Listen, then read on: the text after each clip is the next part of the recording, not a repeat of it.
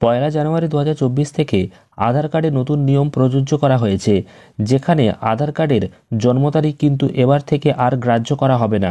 সেক্ষেত্রে নতুন একটি পদ্ধতিতে আধার কার্ডের জন্ম তারিখকে আপনাকে ভেরিফিকেশন করতে হবে এবং একটি নতুন কার্ডের মাধ্যমে কিন্তু এবার থেকে আপনি আপনার যে জন্ম তারিখ রয়েছে সেই জন্ম তারিখের প্রমাণ হিসাবে ব্যবহার করতে পারবেন।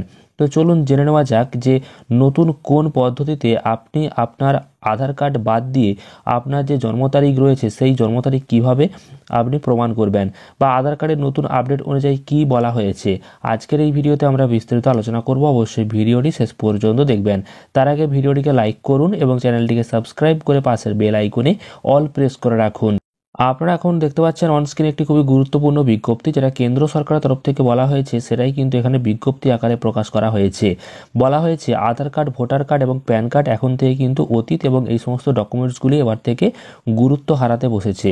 তার পরিবর্তে একটি নতুন কার্ড এবার আসবে এবং মোদী সরকার সেটাকেই কিন্তু শক্তিশালী করতে চলেছে, যেখানে কিন্তু আপনি এবার থেকে আধার কার্ড, ভোটার কার্ড বা প্যান কার্ডকে ব্যবহার করতে পারবেন না আপনার পরিচয়পত্র হিসাবে।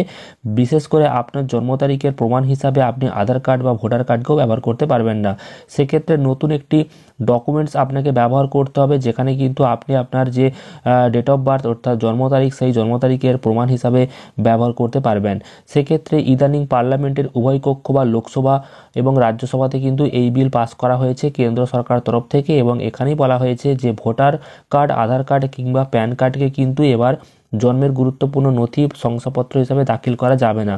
অর্থাৎ এবার থেকে আপনি আপনার আধার কার্ড দিয়ে বা ভোটার কার্ড দিয়ে বা প্যান কার্ড দিয়ে আপনি আপনার জন্মের যে নথি অর্থাৎ আপনার জন্ম তারিখ যে এটা, সেই জিনিসটা আপনি এবার থেকে প্রমাণ করতে পারবেন না। অর্থাৎ এই সমস্ত কার্ডগুলি এবার থেকে গুরুত্ব হারাতে বসেছে। তার পরিবর্তে কিন্তু নতুন একটি কার্ড আপনাকে বানাতে হবে, যার নাম কিন্তু ডিজিটাল বার্থ সার্টিফিকেট। এই ডিজিটাল বার্থ সার্টিফিকেট যদি আপনার কাছে না থাকে তাহলে কিন্তু আপনি আর এই সমস্ত ডকুমেন্টস দিয়ে আপনার জন্ম তারিখের প্রমাণ করতে পারবেন না। তো এই ডিজিটাল বার্থ সার্টিফিকেট হচ্ছে, আপনার কাছে নিশ্চয়ই বার্থ সার্টিফিকেট রয়েছে, সেটাকেই কিন্তু অনলাইন থেকে আপনাকে বের করতে হবে। এবং বর্তমানে হয়তো জানেন যে সাম্প্রতিক যে সমস্ত বার্থ সার্টিফিকেটগুলো দেওয়া হচ্ছে সেগুলি কিন্তু অনলাইনে আবেদন করার পর অনলাইন থেকে বের হচ্ছে এবং প্রিন্ট আউট আপনারা হয়তো অনেকেই জানেন। তো সেইগুলি হচ্ছে ডিজিটাল বার্থ সার্টিফিকেট, অর্থাৎ ডিজিটালি কিন্তু ইস্যু করা সেই ডিজিটাল বার্থ সার্টিফিকেটই কিন্তু প্রত্যেককে এবার ব্যবহার করতে হবে। স্কুল কলেজে ভর্তি হওয়া থেকে শুরু করে প্রকল্পের টাকা পাওয়া সমস্ত ক্ষেত্রেই কিন্তু বয়সের প্রমাণ হিসাবে কোনো না কোনো ডকুমেন্টস ব্যবহার করতে হয়। সেক্ষেত্রে স্কুল কলেজে ভর্তি হতে গেলে কিন্তু আধার কার্ডের ব্যবহার করা হয়। বিভিন্ন প্রকল্পে যদি আপনি টাকা পেতে চান সেক্ষেত্রেও কিন্তু আধার কার্ড, ভোটার কার্ড ব্যবহার করা হয়। ব্যাংকের লেনদেনের ক্ষেত্রেও কিন্তু প্যান কার্ডের ব্যবহার করতে হয় মাঝে মধ্যে, এবং আধার কার্ড তো রয়েছেই। তো সেক্ষেত্রে এবার কিন্তু এই সমস্ত কার্ডগুলি তৈরি করতে গেলেও আপনার যে বয়সের প্রমাণপত্র, সেই সমস্ত প্রমাণপত্রগুলি প্রথমত দিতে হলে আপনাকে আপনার বার্থ সার্টিফিকেট দিতে হতো, কিন্তু সেটা এবার ডিজিটাল বার্থ সার্টিফিকেট লাগবে। কোনো রকম হাতে লেখা বার্থ সার্টিফিকেট থাকলে কিন্তু চলবে না।